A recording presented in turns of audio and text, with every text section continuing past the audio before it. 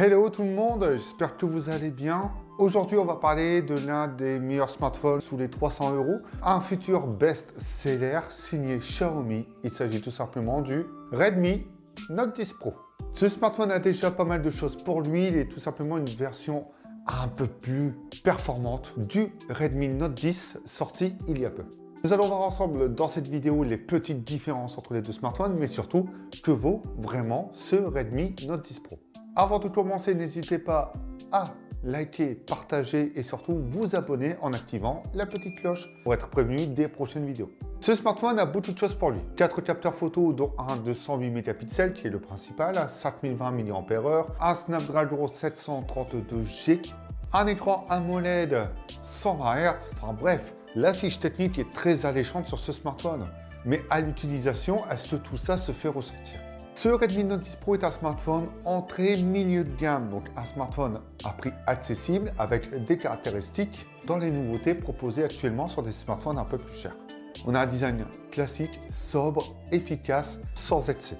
Les finitions sont vraiment très bonnes et celui-ci possède un écran plat, percé, un petit poinçon placé au centre haut de l'écran qui est très discret. Bravo Xiaomi pour cette intégration puisqu'elle est vraiment petite et elle se fait facilement oublier. On a des bordures assez fines avec un menton un peu plus large, ce qui reste dans la logique en termes de prix. Ce qui élargit surtout les bordures, c'est le cadre légèrement arrondi sur les côtés. Et on a également des bords plats sur le haut et sur le bas, zone où on trouve 2 haut-parleurs, donc un haut-parleur sur chaque zone. Vous l'avez donc compris, il s'agit d'un haut-parleur stéréo. Celui-ci se débrouille très bien. Lorsque l'on pousse le son à son maximum, ça devient quand même bruyant. Mais cela dit, ça reste correct. Pour le moment, le smartphone est plutôt soigné, bien travaillé, et on retrouve un arrière en verre. Pour ma part, je m'attendais à du verre quand même assez premium, mais au final, on aura un verre plastifié. Très agréable en main, mais un peu dommage qu'on ressente plus l'effet plastifié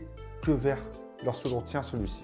Comme les précédents modèles, dont le Redmi Note 9 Pro que j'avais testé l'année dernière, eh bien, il est plutôt grand, mais assez léger, bien équilibré. Et le lecteur d'empreintes n'est plus au dos, mais il est sur le côté. Question ergonomie, c'est plus pratique. On a le bouton on-off et empreinte au même endroit, et les boutons volume se trouvent juste au-dessus. Donc pas besoin de courir, de faire de gymnastique pour accéder à ces boutons. Surtout que ce lecteur d'empreintes s'intègre bien au cadre et reste discret. Xiaomi préserve la prise jack et on a également un module photo protubérant qui ressort pas mal. Si vous mettez une coque, ça ne se fera quasiment pas ressortir. Par contre, la petite chose qu'imaginez, c'est le petit bruit que ce module photo émet lorsqu'on pose celui-ci.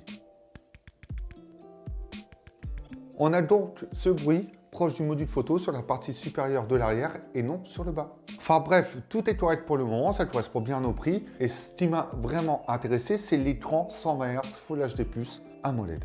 Celui-ci de 6,67 pouces et c'est une très bonne surprise. Équilibre des couleurs, contraste, c'est excellent.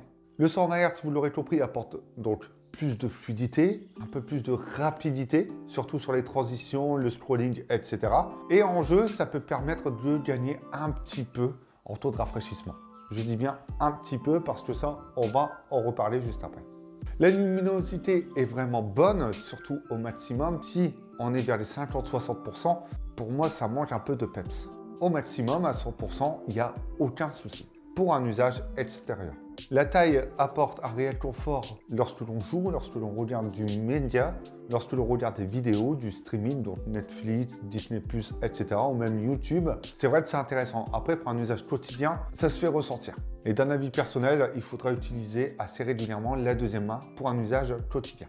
Les 5020 mAh sont censés apporter une énorme autonomie, quasiment 2 jours, et au final, on peut les atteindre si on n'a pas un usage intensif. La journée et demie est facilement atteignable, et la journée, si vous jouez beaucoup, eh bien, ça peut se faire également.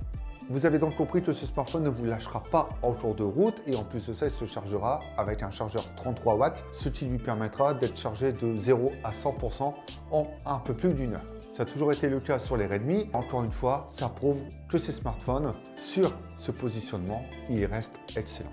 Côté performance, Snapdragon 732G, 6 Go de RAM, 128 Go de stockage, il y a de quoi faire et de s'amuser avec. En bref, la dénomination Pro est présente pour ça. Dans les faits, pour un usage quotidien, il n'y a pas trop de latence, il n'y a pas trop de ralentissement.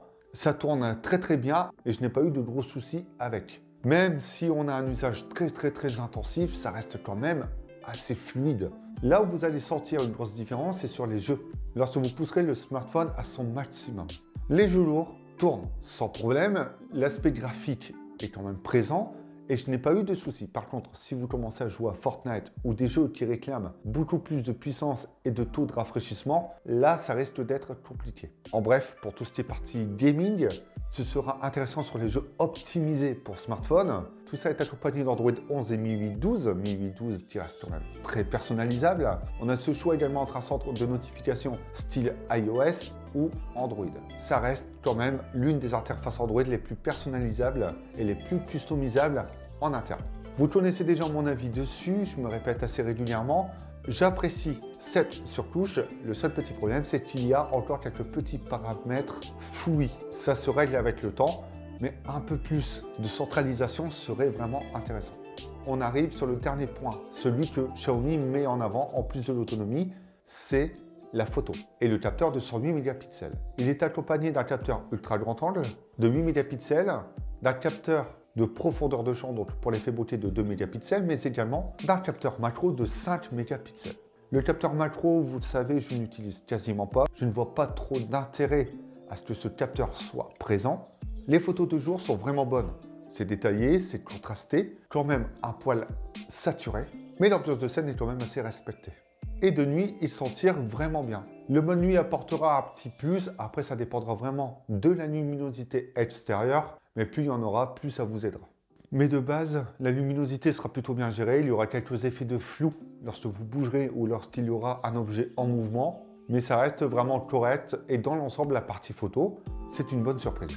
La photo en 108 mégapixels vous permettra d'avoir un cliché un peu plus net, un peu plus détaillé, surtout dans lequel vous pourrez plus zoomer. Ça apportera un peu plus de détails.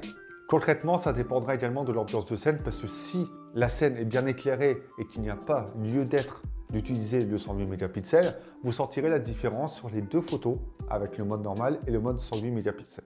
Ça peut vraiment servir si le besoin se fait ressentir. Et si c'est une photo dans laquelle vous souhaitez zoomer.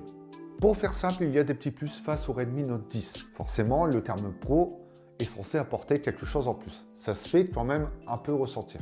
La bonne question est-ce que ça vaut le coup de débourser 100 € de plus pour la version Pro, sachant que celle-ci apporte du NFC en supplément par rapport au Note 10 classique, des performances très légèrement à la hausse, une photo un peu boostée et surtout un écran 120 Hz pour gagner un peu en fluidité. Si vous n'êtes pas un technophile et que vous ne souhaitez pas le meilleur des technologies à prix abordable, je pense que le Redmi Note 10 classique peut être fait pour vous. Après, si vous souhaitez avoir le summum à moins 300 €, autant partir sur le Redmi Note 10 Pro.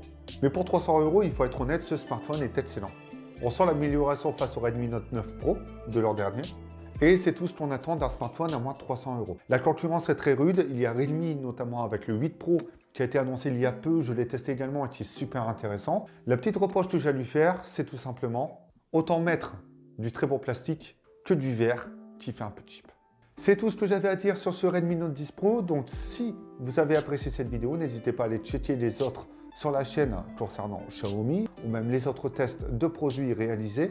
Nous, on se retrouve bientôt pour d'autres vidéos. Pendant ce temps-là, prenez soin de vous et amusez-vous avec vos smartphones.